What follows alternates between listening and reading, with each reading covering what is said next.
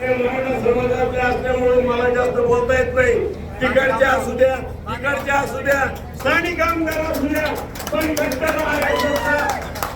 कट्टर संघाचा स्वयंसेवक असल्यामुळं या देशामध्ये ओबीसीची संख्या सगळ्यात जास्त असल्यामुळे त्यांना तेवढंच प्रतिनिधित्व भेटलं पाहिजे. आज मराठा म्हणून मी तुमचा पाठिंबा आहे आणि तुम्ही मी मराठा समाजाला पाठिंबा द्यावा.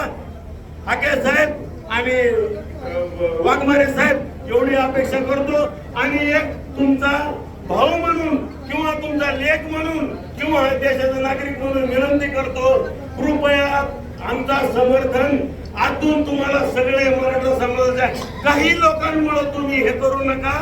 फक्त आणि फक्त उपोषण सोडा. एवढ्या सगळ्या ओबीसी बांधवांना तुमच्याकडून अपेक्षा आहे. कृपया करून तुम्ही ते उपोषण सोडून सगळ्यांना उपकृत करावं आणि जे जातीय राजकारण खेळणारे त्यांना मैदानात पिछाडीवर टाकावं. एवढी एक मराठा म्हणून माझी विनंती. आणि तुमच्यासारखे दिग्गज आम्हाला पाहिजे.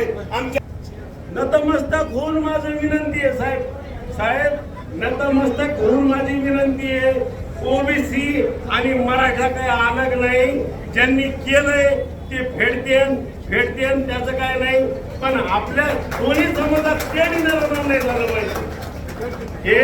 हे माझं अंतकरणातून मराठी म्हणून माझं ऐकून घ्या. तर जे काही केलंय, ज्यांनी केलंय आणि ज्यांनी हे सामाजिक ते निर्माण करून यांना इथं बसवायला भाग पडले त्यांना सुद्धा ही माझी जनता, ही माझी सगळी ओबीसी जनता, ओबीसी म्हणजे सगळे इथं जे काही मिळाले मी कोणत्या व्यक्ती लिडरचं नाव घेणार नाही. बीड जिल्ह्यातून बाबरे शेठ मुंडे, वडवणी तालुक्यातून मोठ्या समर्थकांसह 200 गाड्यांच्या ताफ्यासह या ठिकाणी आले. इथं जोरदार टाळ्या वाजून त्यांचं स्वागत करू आणि आपण इथंच थांबा. मुंडे साहेब एक 5 मिनिटं इथंच थांबा. 5 मिनिटं इथं थांबा. सगळे लोक बसू द्या खाली. तुम्ही थोडे पुढे या, सगळ्यांना विनंती जागेवर बसून घ्या. आपण इथं थांबा. 5 मिनिटं इथंच थांबा. या त्यांना एकट्यांना येऊ द्या. इकडं एकट्यांना येऊ द्या. हा येऊ द्या इथे सध्या. माझी विनंती खाली बसा. खाली बसा. बसले हे लोक खाली बसले.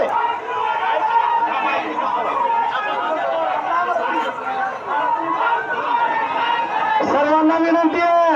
आपल्या वडवणी तालुक्यातली वडवणी तालुका शांत बसा.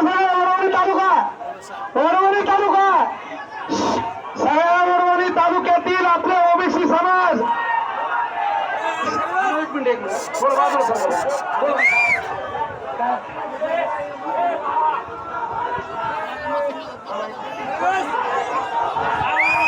हॅलो सगळे वडवणी तालुका इथून दिसतच नाही तर काय सांगा.